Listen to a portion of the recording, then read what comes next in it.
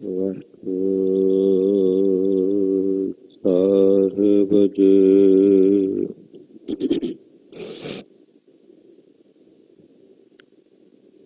ਇੱਕ ਓੰਕਾਰ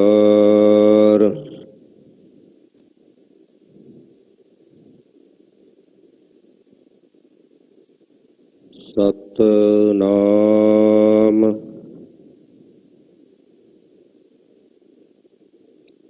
ਕਰਤਾ ਪੁਰਖ ਨਿਰਭਉ ਨਿਰਵੈਰ ਅਕਾਲ ਮੂਰਤ ਅਜੂਨੀ ਸੈਭੰ ਗੁਰ ਪ੍ਰਸਾਦ।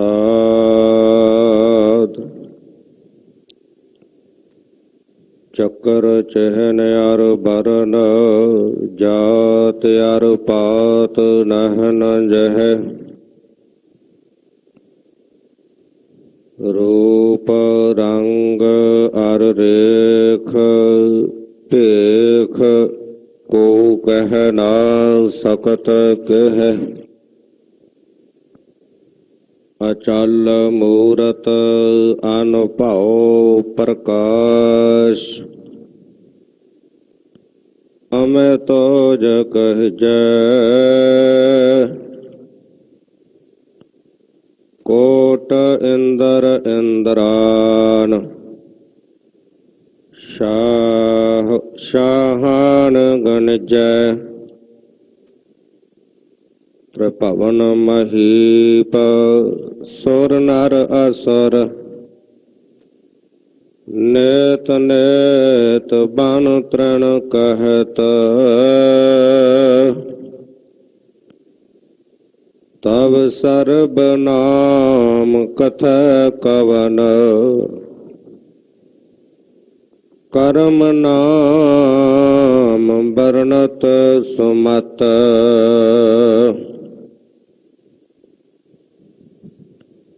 ਕਹਾਂ ਪਇਓ ਜੋ ਦੋ ਲੋਚਨ ਮੂੰਦ ਕੇ ਬੈਠ ਰਹਿਓ ਬਕ ਧਿਆਨ ਲਗਾਇਓ। ਨਾਥ ਫਿਰਿਓ ਲਿਏ ਸਾਤ ਸਮੁੰਦਰਨ ਲੋਕ ਗਇਓ ਪਰਲੋਕ ਗਵਾਇਓ। ਬਾਸ ਕੀਓ ਬਖਿਆਨ ਸੋ ਬੈਠ ਕੇ ਐਸੇ ਹੀ ਐਸੇ ਸੋ ਬੈਸ ਬਤਾਇਓ। ਸਾਚ ਕਹਾਂ ਸੁਨ ਲਿਹੋ ਸਬੈ ਜਿਨ ਪ੍ਰੇਮ ਕੀਓ ਤਿਨਹਿ ਪ੍ਰਭ ਪਾਇਓ। ਹਮ ਅਵਗੁਣ ਭਰੇ ਏਕ ਗੁਣ ਨਾਹੀ। ਅੰਮ੍ਰਿਤ ਛਾੜ ਬਿਖ ਬਿਖ ਖਾਈ। ਮਾਇਆ ਮੋਹ ਭਰਮ ਪੈ ਭੁਲੇ ਸਤ ਦਰ ਸਿਉ ਪ੍ਰੀਤ ਲਗਾਏ। ਇਕ ਉਤਮ ਪੰਥ ਸੁਨਿਓ ਗੁਰ ਸੰਗਤ ਤਹ ਮਿਲੰਤ ਜਮ ਤਰਾਸ ਮਿਟਾਈ। ਇਕ ਅਰਦਾਸ ਪਾਟ ਕੀਰਤ ਕੀ ਗੁਰ ਰਾਮਦਾਸ ਰਾਖੋ। ਇਕ ਅਰਦਾਸ ਪਾਟ ਕੀਰਤ ਕੀ ਗੁਰ ਰਾਮਦਾਸ ਰਾਖੋ ਸਰਨਾਈ। ਸੁਕਹ ਟਲ ਗੁਰ ਸੇਵੀਐ ਅਹਨਿ ਸਹਿਜ ਸੁਭਾਏ। ਦਰਸ਼ਨ ਪਰਸੈ ਗੁਰੂ ਕੈ ਜਨਮ ਮਰਨ ਦੁਖ ਜਾਏ।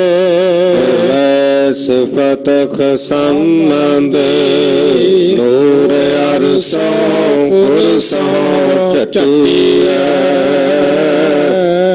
ਤੁਧ ਡਿਠੇ ਸੱਚੇ ਪਾਤਸ਼ਾਹ ਮਲ ਜਨਮ ਜਨਮ ਦੇ ਕੱਟੀਐ ਸਚਨ ਸਚਾ ਪਾਤਸ਼ਾਹ ਸਿਰ ਸ਼ਾਹਾਂ ਦੇ ਸ਼ਾਹੋ ਇਸ ਪਾਸ ਬੈਠਿਆ ਸੋਹੀਐ ਸਭਨਾਂ ਦਾ ਵੈਸਾਹੋ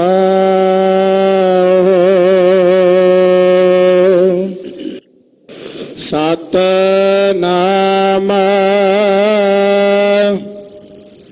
ਸ਼੍ਰੀ ਵਾਹਿਗੁਰੂ ਸਾਹਿਬ ਜੀ ਰਾਮ ਕਲੀ ਮਹੱਲਾ ਪੰਜਵਾ ਸਿੰਚਹਿ ਦਰਬ ਦੇਹ ਦੁਖ ਲੋਗ ਤੇਰਾ ਕਾਜ ਨ ਆਵਰਾ ਜੋਗ ਕਰ ਅਹੰਕਾਰ ਹੋਏ ਬਰਤ ਹੈ ਅੰਧਾ ਜਾਮ ਕੀ ਜੇਵੜੀ ਤੂੰ ਆਗੈ ਬੰਧਾ ਸਿੰਚੈ ਦਰਬ ਦੇ ਦੁਖ ਲੋਗਾ ਤੇਰਾ ਕਾਜ ਨ ਆਵਰਾ ਜੋਗਾ ਕਰ ਅਹੰਕਾਰ ਹੋਏ ਬਰਤ ਹੈ ਅੰਧਾ ਜਾਮ ਕੀ ਜੇਵੜੀ ਤੂੰ ਆਗੈ ਬੰਧਾ ਛਾੜ ਬਿਡਾਣੀ ਤਾਤ ਮੂੜੇ ਇਹਾਂ ਬਸਨਾ ਰਾਤ ਮੂੜੇ ਮਾਇਆ ਕੇ ਮਾਤੇ ਤੈ ਉਠ ਚੱਲਣਾ ਰਾਚ ਰਹਿਓ ਤੂੰ ਸੰਗ ਸੁਪਨਾ ਰਹਾਉ ਬਾਲ ਵਿਵਸਥਾ ਬਾਰਿਕ ਅੰਧਾ ਪਰ ਜੋਬਨ ਲਾਗਾ ਦੁਰਗੰਧਾ ਤ੍ਰਿਤਿਆ ਵਿਵਸਥਾ ਸਿੰਚੇ ਮਾਏ ਬਿਰਦ ਭਇਆ ਛੋੜ ਚੱਲਿਓ ਪਛੁਤਾਏ ਚਿਰੰਕਾਲ ਪਾਈ ਦੁਰਲਭ ਦੇਹ ਨਾਮ ਬਿਹੋਣੇ ਹੋਏ ਖੇਹ ਪਸ਼ੂ ਪ੍ਰੇਤਾ ਮੁਗਦ ਤੇ ਬੁਰੇ ਤਿਸਹਿ ਨਾ ਬੂਝੈ ਜਿਨ ਇਹ ਸ੍ਰੀ ਸੁਣ ਕਰ ਤਾਰ ਗੋਬਿੰਦ ਗੋਪਾਲ ਦੀਨ ਦਇਆਲ ਸਦਾ ਕਿਰਪਾਲ तुम्हें छडावो छुटक है बंधा बख्श मिलावो नानक जाग अंधा सुन कर तार गोबिंद गोपाल दीन दयाल सदा कृपाल तुम है छडावो छुटक है बंधा बख्श मिलावो नानक जाग अंधा। वाहिगुरु जी का खालसा वाहिगुरु जी की फतेह।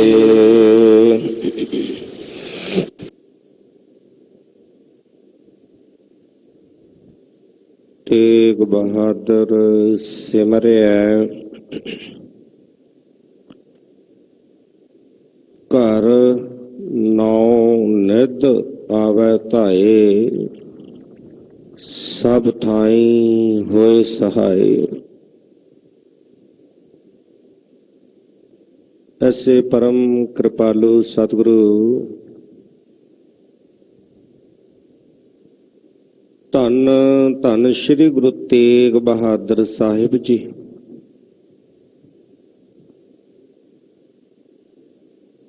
सतगुरां जी दे पावन पवित्र स्थान गुरुद्वारा श्री दुख निवारण साहिब विखे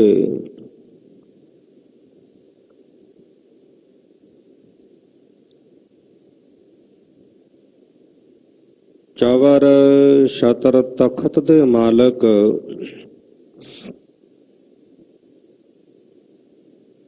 सरवरे का नाथ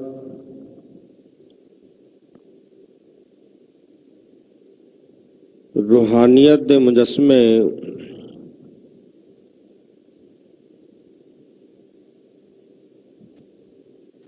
धन धन साहिब श्री गुरु ग्रंथ साहिब पातशाह जी की पावन पवित्र हजूरी अंदर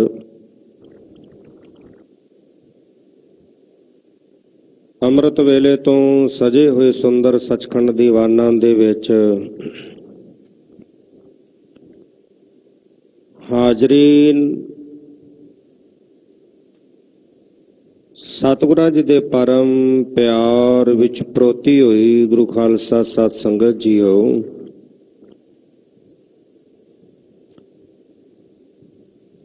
तंता दे जोग हो जो अज दा भावें कि मौसम झखड़ झांगी मीह वरसै भीगुर देखण जाई, समुंद सागर होवै बहु खारा गुरसिख लंघ गुरु पै जाई। भावें कि बरसात का मौसम है, बारिश हो रही है, पर तुहाडा प्यार है गुरु साहिब जी दे नाल, क्योंकि जो प्राणी जल बिन है मरता, जिवें प्राणी जल ना मिले प्यास दे नाल तड़प तड़प के मर जांदा, उसी तरह जिन्हां दे अंदर गुरु दे दर्शनां दी प्यास है, जिन्नी देर तक गुरु दे दीदार ना हो जान उन्हां दे अंदर भी वो तड़प बनी रहिंदी है। तड़प है अंदर गुरु दे दीदार दी, दर्शन देख जीवा गुर तेरा, पूर्ण कर्म होए प्रभ मेरा।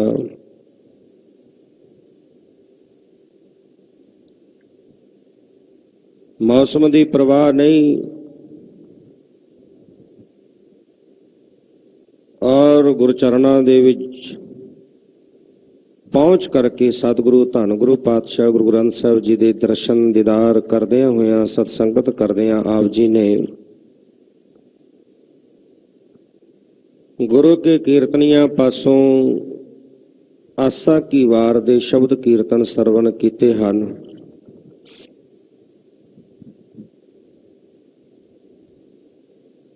ਉਪਰੰਤ ਅੰਮ੍ਰਿਤ ਵੇਲੇ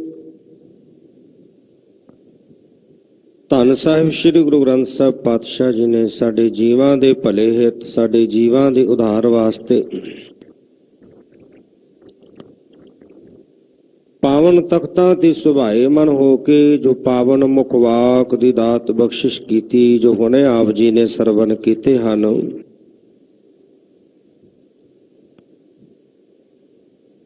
ਪਾਵਨ ਮੁਖ ਵਾਕ ਦੀ ਵਿਚਾਰ ਕਰਨ ਦੇ ਲਈ ਆਪਾਂ ਸਾਰੇ ਜੁੜ ਬੈਠੇ ਹਾਂ।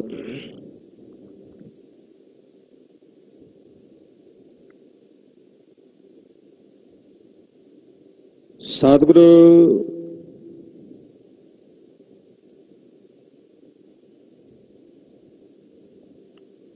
ਧੰਨ ਸਾਹਿਬ ਸ੍ਰੀ ਗੁਰੂ ਅਰਜਨ ਦੇਵ ਸਾਹਿਬ ਪਾਤਸ਼ਾਹ ਜੀ ਸਤਿਗੁਰਾਂ ਜੀ ਦਾ ਪਾਵਨ ਰਸਨਾ ਤੋਂ ਉਚਾਰਨ ਕੀਤਾ ਹੋਇਆ ਜਿਹੜਾ ਇਹ ਸ਼ਬਦ ਹੈ, ਜੋ ਸਾਨੂੰ ਅੱਜ ਮੁਖ ਵਾਕ ਦੇ ਰੂਪ ਵਿੱਚ ਪ੍ਰਾਪਤ ਹੋਇਆ,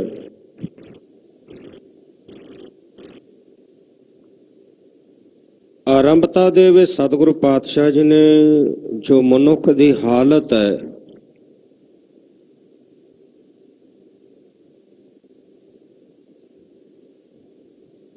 ਜੋ ਮਨੁੱਖ ਆਪਣੇ ਅਸਲੀ ਪ੍ਰਯੋਜਨ ਨੂੰ ਭੁੱਲ ਕਰਕੇ ਭਟਕ ਰਿਹਾ, ਉਹਦੇ ਬਾਬਤ ਬਿਆਨ ਕੀਤਾ ਹੈ।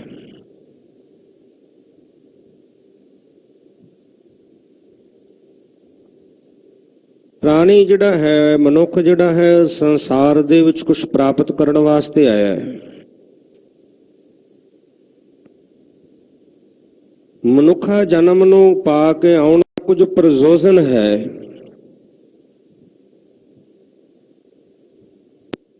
ਪਾਤਸ਼ਾਹ ਜੀ ਕਹਿੰਦੇ, ਪ੍ਰਾਣੀ ਤੂੰ ਆਇਓ ਲਾਹਾ ਲੈਣ, ਤੂੰ ਲਾਹਾ ਲੈਣ ਵਾਸਤੇ ਆਇਆ, ਪਰ ਉਹ ਜਿਹੜਾ ਲਾਹਾ ਲੈਣਾ ਉਹਦੇ ਬਾਬਤ ਧਿਆਨ ਨਹੀਂ ਕਰਦਾ। ਲੱਗਾ ਕਿ ਤੁਕ ਫਕੜੇ ਸਭ ਮੁਕਦੀ ਚੱਲੀ ਰਹਿਣ, ਆਇਓ ਸੁਣਨ ਪੜਨ ਕੋ ਬਾਣੀ, ਨਾਮ ਵਿਸਾਰ ਲੱਗੇ ਹਨ ਲਾਲਚ ਬਿਰਥਾ ਜਨਮ ਪ੍ਰਾਣੀ। ਇਹ ਹਾਲਤ ਬਣੀ ਹੈ। ਪਾਤਸ਼ਾਹ ਜੀ ਨੇ ਕਿਹਾ, ਮਨੁੱਖ ਤੂੰ ਤਾਂ ਧਨ ਇਕੱਤਰ ਕਰਨ ਵਿੱਚ ਜੁੜ ਗਿਆ।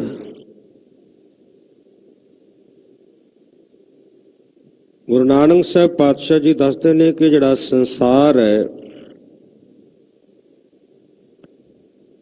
ਇਸ ਸੰਸਾਰ ਦੀ ਜਿਹੜੀ ਰਚਨਾ ਉਹ ਮਾਇਆ ਤੋਂ ਹੋਈ ਹੈ।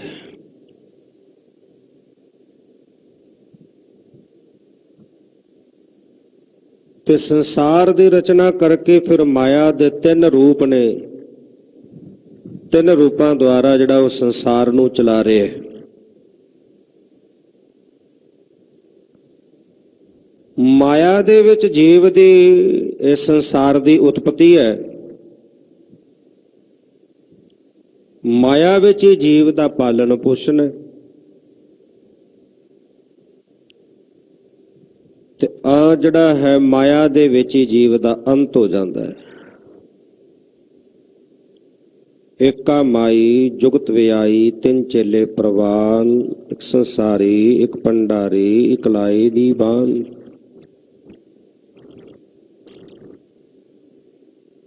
ਮਾਇਆ ਬਹੁਤ ਪ੍ਰਬਲ ਹੈ।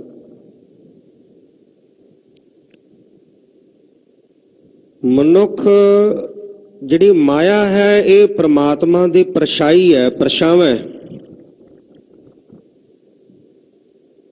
ਆਪਾਂ ਵੇਖਦੇ ਹਾਂ ਕਿ ਆਪਾਂ ਜਦੋਂ ਚੱਲਦੇ ਹੋਈਏ ਤੇ ਆਪਣਾ ਪਰਛਾਵਾਂ ਨਾਲ ਚੱਲਦਾ ਪਿੱਛੇ ਪਿੱਛੇ। ਇਸੇ ਤਰ੍ਹਾਂ ਪ੍ਰਮਾਤਮਾ ਹੈ, ਪ੍ਰਮਾਤਮਾ ਦੀ ਪਰਛਾਵਾਂ ਜਿਹੜੀ ਮਾਇਆ ਹੈ ਇਹ ਵੀ ਨਾਲ ਨਾਲ ਰਹਿੰਦੀ ਹੈ।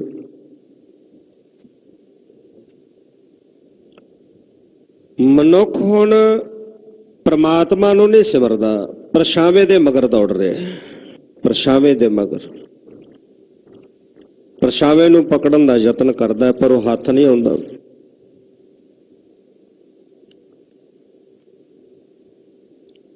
ਇੱਕ ਵਾਰੀ ਭਗਵਾਨ ਦੀ ਤੇ ਮਾਇਆ ਦੀ ਆਪਸੀ ਵਾਰਤਾਲਾਪ ਹੋਈ ਲక్ష్ਮੀ ਦੀ।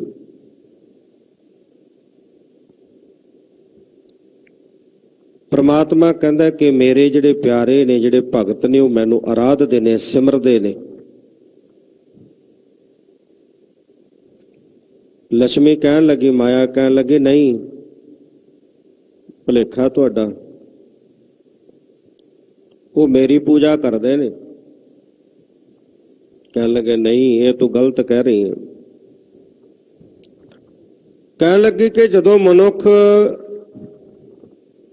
ਧਰਮ ਸਥਾਨ ਤੇ ਚੱਲ ਕੇ ਆਉਂਦਾ ਹੈ, ਉਹ ਆਉਂਦਾ ਜ਼ਰੂਰ ਹੈ, ਪਰ ਮੰਗਦਾ ਕੀ ਹੈ? ਮਾਇਆ, ਪਦਾਰਥ। ਮੰਗ ਤਾਂ ਮੇਰੀ ਕਰਦਾ ਨਾ। ਹੁਣ ਇਸ ਤਰ੍ਹਾਂ ਵਾਰਤਾਲਾਪ ਹੋ ਰਹੀ ਹੈ, ਵਿਚਾਰ ਹੋ ਰਹੀ ਹੈ। ਪ੍ਰਮਾਤਮਾ ਕਹਿੰਦਾ, ਨਹੀਂ, ਤੂੰ ਗਲਤ ਕਹਿ ਰਹੀ ਹੈ। ਕਹਿੰਦੇ ਆਪਾਂ ਪਰਖ ਕਰ ਲੈਨੇ ਆ, ਮਾਤ ਲੋਕ ਵਿੱਚ ਚੱਲਦੇ ਆ, ਮਾਤ ਲੋਕ ਤੇ ਚੱਲ ਕੇ ਵੇਖ ਲੈਨੇ ਆ। ਇੱਕ ਸਾਧੂ ਆਏ ਗਏ ਦੀ ਬੜੀ ਸੇਵਾ ਕਰਨੀ, ਕਿਸੇ ਵੀ ਅਤਿਥੀ ਨੇ ਚੱਲ ਕੇ ਆ ਜਾਣਾ, ਭੋਜਨ ਛਕਾਉਣਾ, ਧਰਮਸ਼ਾਲਾ ਬਣਾਈ, ਠਹਿਰਨ ਵਾਸਤੇ ਨਿਵਾਸ ਕਰਾਉਣਾ, ਬੜੇ ਪ੍ਰੇਮ ਨਾਲ ਸੇਵਾ ਕਰਨੀ। ਹੁਣ ਉਧਰੋਂ ਲక్ష్ਮੀ ਤੇ ਉਧਰੋਂ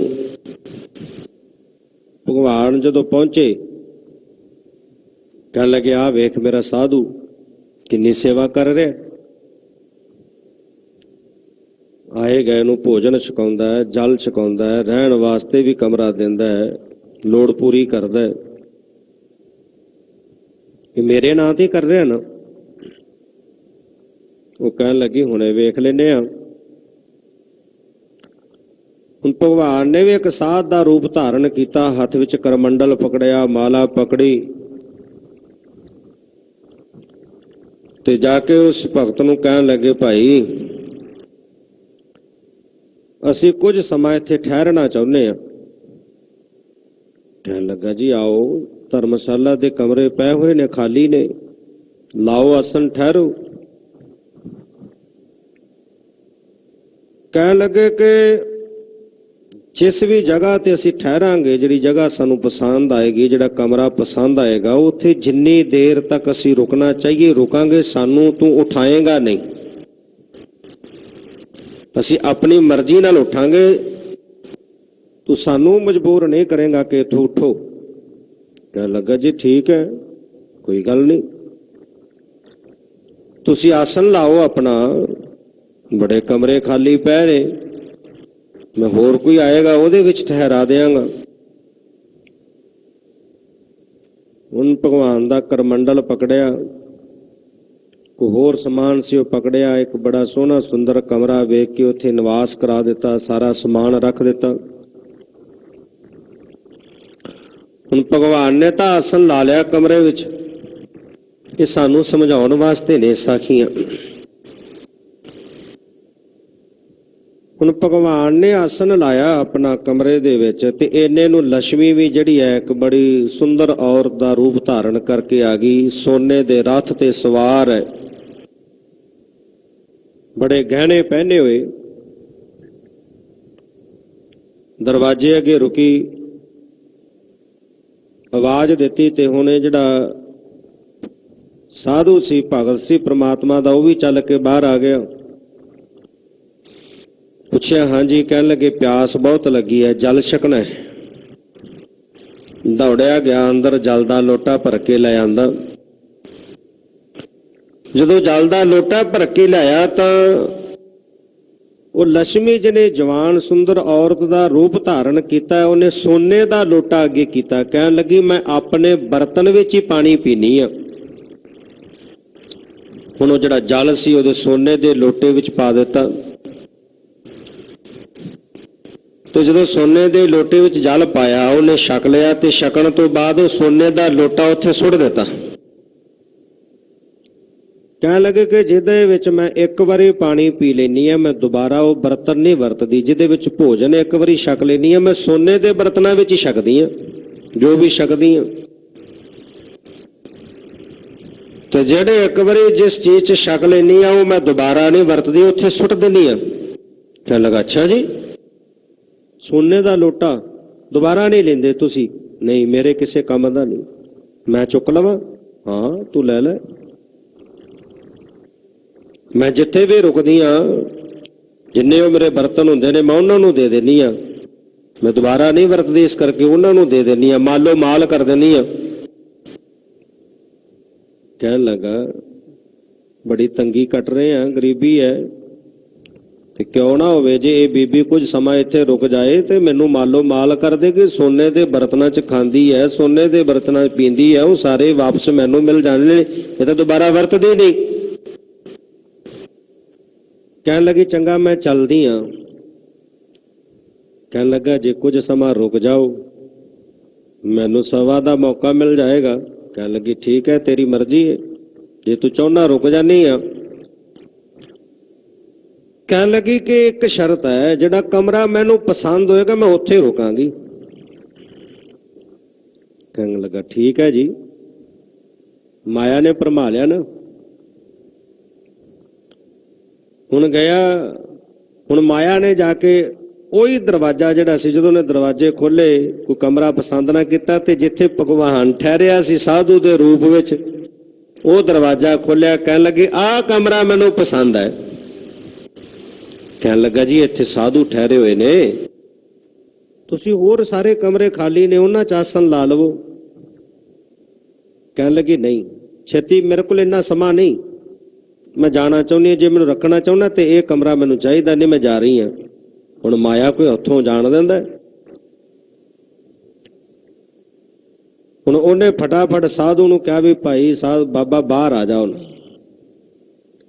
ਕਿਉਂ? ਕਹਿਣ ਲੱਗਾ ਘਰ ਵਿੱਚ ਕੋਈ ਪ੍ਰਾਹੁਣੇ ਆ ਗਏ ਨੇ, ਉਹਨਾਂ ਨੂੰ ਨਿਵਾਸ ਦੇਣਾ ਮੈਂ, ਉਹਨਾਂ ਨੂੰ ਕਮਰਾ ਇਹ ਪਸੰਦ ਹੈ। ਕਹਿਣ ਲੱਗੇ ਮੈਂ ਤੇਰੇ ਨਾਲ ਵਚਨ ਕੀਤਾ ਸੀ, ਪਹਿਲਾਂ ਗੱਲ ਕੀਤੀ ਸੀ ਕਿ ਜਿੱਥੇ ਅਸੀਂ ਠਹਿਰਾਂਗੇ ਰੁਕਾਂਗੇ, ਉੱਥੋਂ ਤੁਹਾਨੂੰ ਸਾਨੂੰ ਉਠਾਏਗਾ ਨਹੀਂ, ਅਸੀਂ ਆਪਣੀ ਮਰਜ਼ੀ ਨਾਲ ਉੱਠਾਂਗੇ। ਕਹਿਣ ਲੱਗਾ ਜੀ ਉਹ ਬਚਨ ਗਿਆ, ਤੁਸੀਂ ਬਾਹਰ ਆਓ, ਫਟਾਫਟ ਛੇਤੀ ਕਰੋ। ਕਰਮੰਡਲ ਚੁੱਕਿਆ, ਸਮਾਨ ਚੁੱਕਿਆ, ਫਟਾਫਟ ਬਾਹਰ ਕੱਢਿਆ। ਤੇ ਜਦੋਂ ਸਾਧੂ ਬਾਹਰ ਨੂੰ ਨਿਕਲਿਆ ਤੇ ਮਾਇਆ ਕਹਿੰਦੀ ਕਿਉਂ ਭਗਵਾਨ, ਇਹ ਸਾਰੇ ਮੇਰੇ ਕਰਕੇ ਤੈਨੂੰ ਜਪਦੇ ਨੇ, ਤੈਨੂੰ ਆਰਾਧਦੇ ਨੇ। ਤੇ ਜਦੋਂ ਹੁਣ ਉਹਨੇ ਵੇਖਿਆ ਮਾਇਆ ਜਿਹੜੀ ਸੀ ਉਹ ਭਗਵਾਨ ਦਾ ਪਰਛਾਵਾਂ ਸੀ, ਉਹ ਕਿਵੇਂ ਪਰਮਾਤਮਾ ਤੋਂ ਬਿਨਾਂ ਰਹਿ ਸਕਦੀ ਸੀ। ਜਦੋਂ ਪਰਮਾਤਮਾ ਤੁਰਿਆ ਤੇ ਮਾਇਆ ਵੀ ਨਾਲ ਹੀ ਤੁਰ ਪਈ। ਧਰਮ ਦੇ ਨਾਂ ਤੇ ਜਿਹੜਾ ਅਸੀਂ ਬਹੁਤ ਕੁਝ ਕਰ ਰਹੇ ਹਾਂ, ਪਰ ਉਹਦੇ ਪਿੱਛੇ ਜਿਹੜੀ ਸਾਡੀ ਇੱਛਾ ਹੈ, ਜਿਹੜੀ ਮਨਸ਼ਾ ਹੈ, ਉਹ ਮਾਇਆ ਦੀ ਹੈ।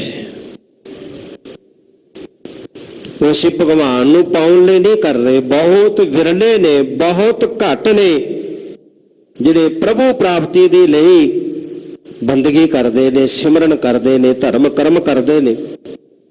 ਬਹੁਤਾਤ ਵਿੱਚ ਦੁਨੀਆ ਜਿਹੜੀ ਅੱਜ ਧਰਮ ਕਰਮ ਕਰ ਰਹੀ ਹੈ, ਉਹਦੇ ਪਿੱਛੇ ਮਨਸਾ ਮਾਇਆ ਦੀ ਵੀ ਹੈ, ਪਦਾਰਥਾਂ ਦੀ ਵੀ ਹੈ। ਸੋ ਸਾਹਿਬ ਜੀ ਨੇ ਅੱਜ ਦੇ ਸ਼ਬਦ ਅੰਦਰ ਇਹੀ ਦੱਸਣਾ ਕੀਤਾ ਹੈ, ਸਮਝਾ ਰਹੇ ਨੇ ਪਾਵਨ ਉਪਦੇਸ਼ ਦੇ ਕਰਕੇ। ਆਓ ਸਾਰੇ ਰਲ ਮਿਲ ਕੇ ਪਾਵਨ ਸ਼ਬਦ ਨੂੰ ਵਿਚਾਰਨ ਦਾ ਯਤਨ ਕਰੀਏ। ਗੁਰੂ ਸਾਹਿਬ ਆਪ ਕਿਰਪਾ ਕਰਨ, ਮਿਹਰ ਭਰਿਆ ਹੱਥ ਸਿਰ ਤੇ ਰੱਖ ਕੇ ਆਪ ਵਿਚਾਰ ਕਰਵਾ ਲੈਣ। ਸੁਰਤੀਆਂ ਨੂੰ ਗੁਰ ਸ਼ਬਦ ਨਾਲ ਜੋੜਨ ਲਈ ਰਸਨਾ ਦੀ ਕਲਿਆਣ ਹਿਤ ਆਖਣਾ ਕਰੀਏ ਜੀ। ਸਤਨਾਮ ਸ੍ਰੀ ਵਾਹਿਗੁਰੂ ਸਾਹਿਬ ਜੀ। ਸਤਨਾਮ ਸ੍ਰੀ ਵਾਹਿਗੁਰੂ ਸਾਹਿਬ ਜੀ। ਸਤਨਾਮ ਸ੍ਰੀ ਵਾਹਿਗੁਰੂ ਸਾਹਿਬ ਜੀ। ਰਾਮ ਕਲੀ ਮਹੱਲਾ ਪੰਜਵਾ। ਸਿੰਚਹਿ ਦਰਬ ਦੇਹ ਦੁਖ ਲੋਗ। ਰਾਮ ਕਲੀ ਰਾਗ ਅੰਦਰ ਪੰਚਮ ਗੁਰਦੇਵ ਧੰਨ ਸਾਹਿਬ ਸ੍ਰੀ ਗੁਰੂ ਅਰਜਨ ਦੇਵ ਪਾਤਸ਼ਾਹ ਜੀ ਪਾਵਨ ਉਪਦੇਸ਼ ਬਖਸ਼ ਰਹੇ ਹਨ। ਸਤਿਗੁਰੂ ਜੀ ਦਾ ਇਹ ਪਾਵਨ ਸ਼ਬਦ ਧੰਨ ਸਾਹਿਬ ਸ੍ਰੀ ਗੁਰੂ ਗ੍ਰੰਥ ਸਾਹਿਬ ਪਾਤਸ਼ਾਹ ਜੀ ਦੇ 899 ਅੰਗ ਤੋਂ ਲੈ ਕੇ 890 ਅੰਗ ਤੇ ਪਾਵਨ ਸ਼ਬਦ ਸੁਭਾਏਮਨ ਹੈ। ਸ਼ਬਦ ਦੀ ਆਰੰਭਤਾ ਵਿੱਚ ਸਾਹਿਬ ਜੀ ਬਖਸ਼ਿਸ਼ ਕਰਦੇ ਨੇ, ਸਿੰਚਾ ਹੈ ਦਰਬ ਦੇਹ ਦੁਖ ਲੋਗ। ਮਨੁੱਖ ਧਨ ਇਕੱਠਾ ਕਰਨ ਵਿੱਚ ਲੱਗਾ ਹੋਇਆ ਹੈ। ਸਿੰਚਾ ਤੋਂ ਭਾਵ ਇਕੱਠਾ ਕਰਨਾ, ਦਰਬ ਤੋਂ ਭਾਵ ਧਨ, ਦੇਹ ਦੁਖ ਲੋਗ, ਲੋਕਾਂ ਨੂੰ ਦੁੱਖ ਦਿੰਦਾ ਹੈ ਧਨ ਨੂੰ ਇਕੱਠਾ ਕਰਨ ਵਾਸਤੇ। ਕਿਉਂਕਿ ਸਾਹਿਬ ਜੀ ਗੁਰਬਾਣੀ ਵਿੱਚ ਕਹਿੰਦੇ ਨੇ, ਪਾਪਾਂ ਬਾਝੋਂ ਹੋਵੇ ਨਹੀਂ। ਜੇ ਕੋਈ ਮਨੁੱਖ ਕਹੇ ਕਿ ਮੈਂ 10 ਨੋਹਾਂ ਦੇ ਕਿਰਤ ਕਰਕੇ ਬੜੇ ਬੜੇ ਵੱਡੇ ਮਹਿਲ ਛੱਤ ਲਵਾਂ, ਬੜੀਆਂ ਬੜੀਆਂ ਜਾਇਦਾਦਾਂ, ਬੜੀਆਂ ਪ੍ਰਾਪਰਟੀਆਂ ਬਣਾ ਲਵਾਂ, ਬੜੇ ਪਦਾਰਥ ਦੁਨੀਆ ਦੇ ਇਕੱਠੇ ਕਰ ਲਵਾਂ, ਨਹੀਂ ਹੋ ਸਕਦਾ। ਉਹਦੇ ਵਿੱਚ ਜੀਵਨ ਦਾ ਬਸਰ ਹੋ ਸਕਦਾ ਹੈ, ਜੀਵਨ ਦਾ ਗੁਜ਼ਾਰਾ ਹੋ ਸਕਦਾ ਹੈ। ਇਹ ਸਭ ਕੁਝ ਕਰਨ ਲਈ ਤਾਂ ਫਿਰ ਪਾਪ ਹੀ ਕਰਨੇ ਪੈਣਗੇ, ਪਰਾਏ ਹੱਕ ਮਾਰਨੇ ਪੈਣਗੇ, ਲੋਕਾਂ ਨੂੰ ਦੁੱਖ ਦੇਵੇਗਾ। ਅੱਜ ਦਾ ਸਮਾਂ ਵੇਖ ਲਈਏ, ਭਾਵੇਂ ਕਿਸੇ ਦੀ 50,000 ਤਨਖਾਹ ਹੈ, ਲੱਖ ਹੈ, ਕਈ ਕਿੰਨੀ ਤਨਖਾਹ ਲੈ ਕੇ ਵੀ ਉਹਦੇ ਵਿੱਚ ਨਹੀਂ ਸੰਤੁਸ਼ਟੀ, ਨਹੀਂ ਸੰਤੋਖ, ਨਹੀਂ, ਫਿਰ ਵੀ ਰਿਸ਼ਵਤਖੋਰੀ ਦਾ ਕਿੰਨਾ ਜ਼ੋਰ ਹੈ। ਹਰ ਪਾਸੇ ਠੱਗੀ ਦਾ ਕਿੰਨਾ ਜ਼ੋਰ ਹੈ। ਹਰ ਰੋਜ਼ ਅਖਬਾਰਾਂ ਭਰੀਆਂ ਪਈਆਂ ਨੇ, ਇੱਥੇ ਆਹ ਠੱਗੀ ਵੱਜ ਗਈ, ਇਹਨਾਂ ਦੀ ਠੱਗੀ ਮਾਰ ਲਈ ਜੀ, ਇੰਨਾ ਹੋ ਗਿਆ। ਕਿਸੇ ਦਫ਼ਤਰ ਵਿੱਚ ਕੰਮ ਕਰਵਾਉਣ ਲਈ ਚਲੇ ਜਾਓ ਤੇ ਪੈਸੇ ਦਿੱਤਿਆਂ ਬਿਨਾਂ ਕੰਮ ਨਹੀਂ ਹੁੰਦਾ, ਰਿਸ਼ਵਤ ਦੇਣੀ ਪੈਂਦੀ ਹੈ। ਉਹ ਕੀ ਹੈ? ਦੁੱਖ ਦੇਣਾ ਹੀ ਨਾ। ਜਿਹੜਾ ਰਿਸ਼ਵਤ ਦੇ ਰਿਹਾ ਉਹਦੀ ਆਤਮਾ ਨੂੰ ਪੁੱਛ ਕੇ ਵੇਖੋ, ਕਿੰਨਾ ਅੰਦਰੋਂ ਦੁਖੀ ਹੋ ਕੇ ਦੇ ਰਿਹਾ। ਰਿਸ਼ਵਤ ਦੇ ਨਾਂ ਤੋਂ ਇੱਕ ਗੱਲ ਯਾਦ ਆਈ। ਇੱਕ ਬੜਾ ਧਨਾੜ ਸੇਠ ਸੀ, ਧਨੀ ਸੀ, ਬੜੀ ਮਾਇਆ ਸੀ ਇਹਦੇ ਕੋਲ, ਪਰ ਇਹਨੇ ਸ਼ਾਦੀ ਨਹੀਂ ਸੀ ਕਰਵਾਈ, ਇਹਦਾ ਪਰਿਵਾਰ ਨਹੀਂ ਸੀ। ਤੇ ਹੁਣ ਸੇਠ ਦੀ ਜਦੋਂ ਉਮਰ ਥੋੜੀ ਬਜ਼ੁਰਗੀ ਵਾਲੀ ਹੋਈ, ਸੇਠ ਨੇ ਸੋਚਿਆ ਕਿ ਇੰਨਾ ਧਨ ਹੈ, ਇਹਦਾ ਸੁੱਖ ਵੀ ਲੈਣਾ ਚਾਹੀਦਾ ਹੈ, ਕਿਉਂ ਨਾ ਇੱਕ ਨੌਕਰ ਹੀ ਰੱਖ ਲਵਾਂ। ਹੁਣ ਰਾਤ ਨੂੰ ਜਦੋਂ ਸੌਣਾ ਹੁੰਦਾ ਤੇ ਉਦੋਂ ਆਪ ਮੈਂ ਦੁੱਧ ਕਰਮ ਕਰਦਾ, ਫਿਰ ਜਾ ਕੇ ਛਕਦਾ ਤੇ ਸੌਣਾ। ਇੱਕ ਨੌਕਰ ਰੱਖਾਂਗੇ, ਕੰਮ ਆਪ ਹੀ ਕਰ ਦਿਆ ਕਰੇਗਾ, ਉਹਨੂੰ ਤਨਖਾਹ ਦੇ ਦਿਆਂਗੇ। ਨੌਕਰ ਰੱਖ ਲਿਆ। ਪੁੱਛਿਆ, ਮਾਲਕ ਡਿਊਟੀ ਕੀ ਹੈ? ਆ ਦੁੱਧ ਗਰਮ ਕਰਕੇ ਤੂੰ ਮੈਨੂੰ ਛਕਾਉਣਾ ਹੈ। ਉਹ ਨੌਕਰ ਨੇ ਦੁੱਧ ਗਰਮ ਕਰਨਾ, ਕਿਲੋ ਦੁੱਧ ਲੈਂਦਾ ਸੇਠ, ਉਹਨੇ ਕਿਲੋ ਦੁੱਧ ਗਰਮ ਕਰਨਾ ਤੇ ਉਹਨੂੰ ਛਕਾ ਦੇਣਾ।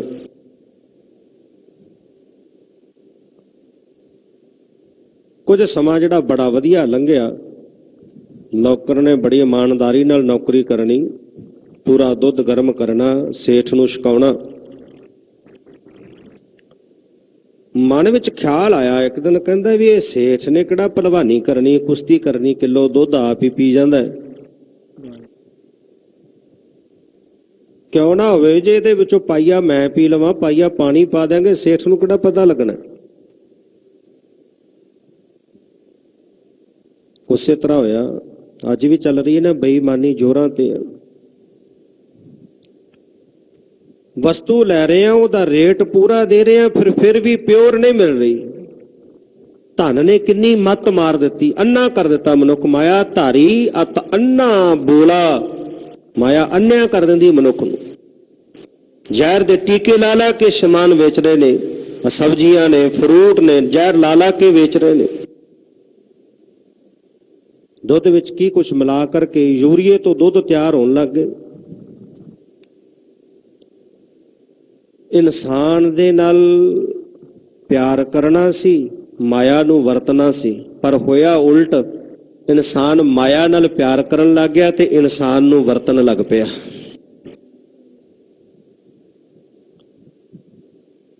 ਹੁਣ ਸੇਠ ਨੇ ਦੁੱਧ ਪੀਤਾ ਤੇ ਕਹਿੰਦਾ ਅਜੇ ਦੁੱਧ 'ਚ ਗੜਬੜ ਲੱਗਦੀ ਹੈ, ਦੁੱਧ ਠੀਕ ਨਹੀਂ ਲੱਗਦਾ ਨੌਕਰ ਗੜਬੜ ਕਰਨ ਲੱਗ ਗਿਆ। ਸੇਠ ਕਹਿਣ ਲੱਗਾ ਇਹਦੇ ਉੱਤੇ ਇੱਕ ਹੋਰ ਨੌਕਰ ਰੱਖ ਦੇਣੇ, ਇਹਦਾ ਧਿਆਨ ਰੱਖੇ। ਉਹਨੇ ਇੱਕ ਹੋਰ ਨੌਕਰ ਰੱਖ ਲਿਆ। ਕੁਝ ਦਿਨ ਫਿਰ ਵਧੀਆ ਦੁੱਧ ਆਇਆ, ਕੁਝ ਦਿਨ ਠੀਕ ਪੀਤਾ ਤੇ ਫਿਰ ਦੋਵੇਂ ਮਿਲ ਗਏ। ਉਹ ਕਹਿਣ ਲੱਗਾ ਯਾਰ ਤੂੰ ਆਉਂਦਾ ਸੀ ਪਹਿਲਾਂ, ਮੈਂ ਤੇਰੇ ਆਉਣ ਤੋਂ ਪਹਿਲਾਂ ਪਾਈਆ ਦੁੱਧ ਪੀ ਲੈਂਦਾ ਸੀ, ਇਹ ਸੇਠ ਨੇ ਭਲਵਾਨੀ ਕਰਨੀ ਹੈ, ਸਾਰਾ ਦੁੱਧ ਇਕੱਲਾ ਹੀ ਪੀ ਜਾਂਦਾ। ਕਹਿੰਦਾ ਫੇਰ? ਕਹਿੰਦਾ ਪਾਈਆ ਤੂੰ ਪੀ, ਪਾਈਆ ਮੈਂ ਪੀਣਾ, ਅੱਧਾ ਕਿਲੋ ਪਾਣੀ ਪਾ ਦਿੰਦੇ। ਕਹਿੰਦਾ ਠੀਕ ਹੈ। ਪਹਿਲਾਂ ਪਾਈਆ ਪਾਣੀ ਪੀਂਦਾ ਸੀ, ਹੁਣ ਅੱਧਾ ਕਿਲੋ ਪੈਣ ਲੱਗ ਪਿਆ। ਸੇਠ ਨੇ ਵੇਖਿਆ ਤਾਂ ਦੋਵੇਂ ਮਿਲ ਗਏ। ਕਹਿਣ ਲੱਗਾ ਇਹਨਾਂ ਦੇ ਉੱਪਰ ਇੱਕ ਇੰਸਪੈਕਟਰ ਲਵਾ ਦਿੰਦੇ ਆ। ਇੱਕ ਇੰਸਪੈਕਟਰ ਰੱਖ ਲਿਆ, ਡਿਊਟੀ। ਕਹਿਣ ਲੱਗੇ ਡਿਊਟੀ ਹੈ ਵੀ ਆ ਦੋ ਨੌਕਰ ਰੱਖੇ ਨੇ, ਗੜਬੜ ਕਰਦੇ ਨੇ, ਇਹਨਾਂ ਦਾ ਧਿਆਨ ਰੱਖਣਾ ਤੂੰ। ਹੁਣ ਜਿਹੜਾ ਇੰਸਪੈਕਟਰ ਉੱਪਰ ਲਾਇਆ ਸੀ, ਉਹ ਜਦੋਂ ਪਹਿਲੇ ਦਿਨ ਆਇਆ ਡਿਊਟੀ ਤੇ, ਰਾਤ ਦਾ ਟਾਈਮ ਹੋਇਆ। ਹੁਣ ਉਹ ਕਹਿਣ ਲੱਗਾ, ਉਹਨਾਂ ਨੂੰ ਪੁੱਛਿਆ ਵੀ ਡਿਊਟੀ ਕਿਵੇਂ ਕਰਦੇ ਹੋ? ਕਹਿਣ ਲੱਗੇ ਜੀ ਡਿਊਟੀ ਤਾਂ ਪਾਈਆ ਦੁੱਧ ਇਹ ਪੀ ਲੈਂਦਾ ਸੀ, ਪਾਈਆ ਮੈਂ ਪੀ ਲੈਂਦਾ ਸੀ, ਅੱਧਾ ਕਿਲੋ ਪਾਣੀ ਪਾ ਕੇ ਸੇਠ ਨੂੰ ਪਿਆ ਦਿੰਦੇ ਸੀ। ਕਹਿੰਦਾ ਅੱਛਾ। ਕਹਿੰਦਾ ਦੁੱਧ ਗਰਮ ਕਰੋ। ਦੁੱਧ ਗਰਮ ਕੀਤਾ। ਕਹਿੰਦਾ ਤਿੰਨਾਂ ਹਿੱਸਿਆਂ 'ਚ ਵੰਡ ਦਿਓ, ਕਿਲੋ ਦੁੱਧ ਵੰਡ ਦਿੱਤਾ। ਕਹਿਣ ਲੱਗੇ ਆਪਾਂ ਤਿੰਨੇ ਪੀ ਜਾਵਾਂਗੇ।